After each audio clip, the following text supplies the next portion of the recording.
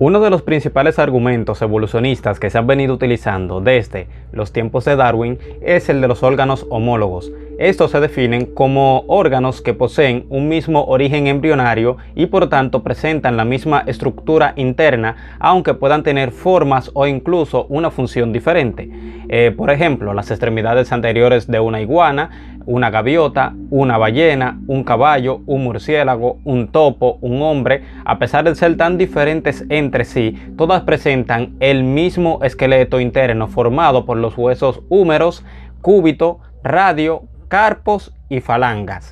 Por ejemplo, Charles Darwin escribió esto en El origen de las especies y lo mostró como una evidencia de ascendencia común cuando dijo: ¿Qué puede ser más curioso que la mano de un hombre, formada para agarrar, la de un topo para cavar, la pata del caballo, la paleta de la marsopa y el ala del murciélago, deben construirse sobre el mismo patrón, y deben incluir los mismos huesos, en las mismas posiciones relativas? Darwin consideraba que esto era inexplicable si cada especie fue creada por separado. Por eso, él afirmó: En la visión ordinaria de la creación independiente de cada ser, solo podemos decir que así es, que ha complacido tanto al Creador construir cada animal y planta. Y también agregó en el mismo libro: Pero esta no es una explicación científica. En cambio, él afirmó que la homología era explicable fácilmente por su teoría de la ascendencia común con modificación, cuando dijo: Si suponemos que el progenitor antiguo, el arquetipo como se le puede llamar, de todos los mamíferos, tenía sus extremidades construidas sobre el patrón general existente,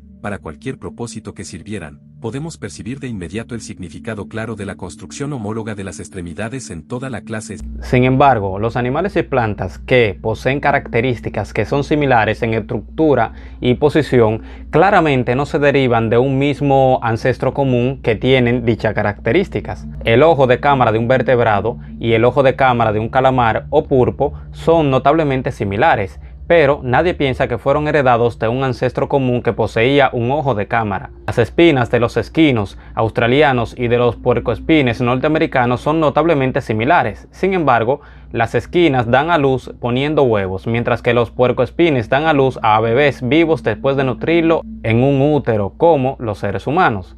Esta diferencia fundamental significa que los esquinas y los puercoespines tenían orígenes muy diferentes y no heredaron sus espinas de un ancestro común espinoso.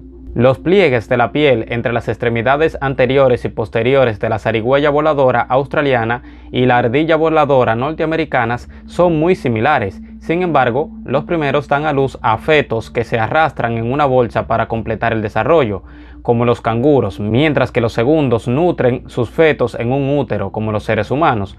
Una vez más, tenían orígenes muy diferentes. Aunque hayan órganos que presenten una estructura interna muy parecida, su origen embrionario no es absolutamente el mismo. Por ejemplo, de los numerosos sectores o metámeros en que se divide el cuerpo de los embriones, las patas delanteras de las salamandras se desarrollan a partir del segundo, tercero, cuarto y quinto.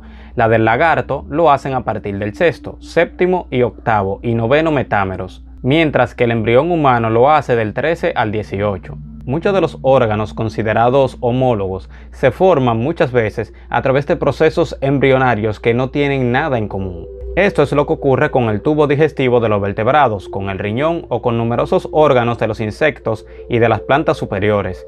En contra de lo que escribió Darwin, la embriología actual demuestra que múltiples órganos considerados antiguamente como homólogos no derivan del desarrollo de las mismas partes embrionarias correspondientes. De esto puede deducirse que parecido no implica necesariamente un origen común o una filiación evolutiva, y que por tanto el argumento de la homología queda muy debilitado o incluso eliminado. Los ejemplos también incluyen los hoyos de néctar pegajosos en plantas carnívoras, que aparentemente se originaron por separados 6 veces diferentes. Las plantas del género Euphorbia en África tienen tallos engrosados y carnosos para almacenar agua y espinas espinosas en lugar de hojas, como las plantas de la familia de los cactus en las Américas. Sin embargo, se originaron por separados en condiciones muy diferentes. Un libro de texto que se llama Explorando la evolución discute cómo la ascendencia común enfrenta un problema cuando las estructuras supuestamente homólogas se desarrollan a través de diferentes vías no homólogas. En los tiburones, por ejemplo, el intestino se desarrolla a partir de células en el techo de la cavidad embrionaria. En las lampreas, el intestino se desarrolla a partir de células en el piso de la cavidad. Y en las ranas, el intestino se desarrolla a partir de células tanto en el techo como en el piso de la cavidad embrionaria. Este descubrimiento que las estructuras homólogas pueden ser producidas por diferentes vías de desarrollo contradice lo que esperaríamos encontrar si todos los vertebrados comparten un ancestro común. El problema citado en este pasaje se encuentra con los músculos del cuello supuestamente homólogos y sus puntos de unión en ratones, como explica un artículo en Nature que es titulado Gemas. El patrón de los músculos del cuello está mucho más conservado que los modos de osificación de los huesos del hombro a lo que están unidos estos músculos. Esto plantea un grave problema para la homología musculares. En todas las regiones craneales y troncales del cuerpo de los vertebrados hasta ahora examinadas, el origen celular embrionario de los tejidos conectivos musculares y sus respectivas regiones de unión esquelética son idénticas. Esto implica que, si las regiones de unión cambian en sus orígenes celulares y tipo de osificación, sus tejidos conectivos musculares coordinados también cambian en su composición. Esto nos obligaría a rechazar la homología de toda la musculatura del cuello en vertebrados con mandíbula, aunque tienen un patrón de conectividad muy similar y complejo. Por lo tanto, la similitud de estructura y de posición es evidencia de ascendencia común, excepto cuando no lo es. Los biólogos modernos llaman a esto la similitud no debido a la convergencia de la ascendencia común y han redefinido la homología para significar similitud debido a la ascendencia común.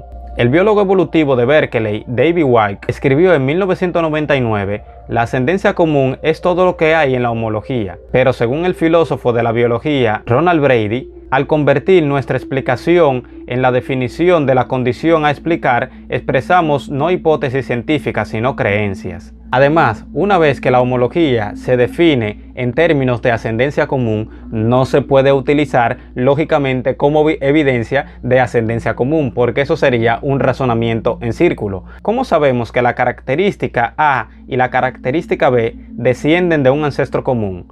Porque son homólogos. ¿Cómo sabemos que A y B son homólogos? Porque descienden de un ancestro común. El otro problema con el uso de homología como evidencia de ascendencia común es que los ejemplos de convergencias están muy extendidos.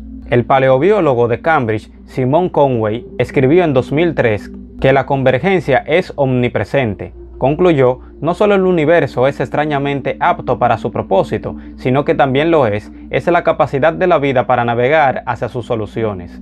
Por tanto, las similitudes de la estructura y la posición no proporcionan evidencia clara para el aspecto de la descendencia común que exige la evolución. Simplemente esto es razonar en círculo.